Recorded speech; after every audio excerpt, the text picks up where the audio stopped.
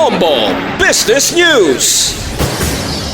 Ginreklamo sang local industry players ang padayon nga pagsulod sa Pilipinas sa mga karne sang manok halin sa China, apesar nga nakaban ini sa masobra na isa ka dekada. Sa report sang United States Department of Agriculture, ginsiling nga padayon ang pagsaka sang Chinese exports sang chicken meat halin sang 2020 tubtob 2025. Ang China amo ang ikaduha sa pinakadako nga producer sa kalibutan pag-abot sa karne sang manok. Sunod naman sa United Broiler Raisers Association ang shipments sang chicken meat shipments halin sa China o kung ang shipments ng chicken meat halin sa China ang posible nga smuggled lamang.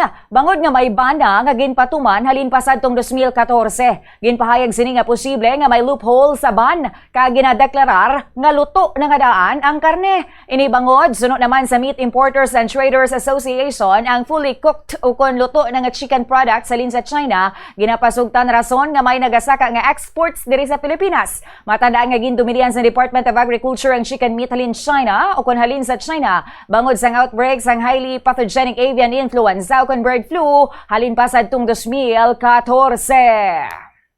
Bombo Foreign Exchange Update is brought to you by Quinbank Business Banking.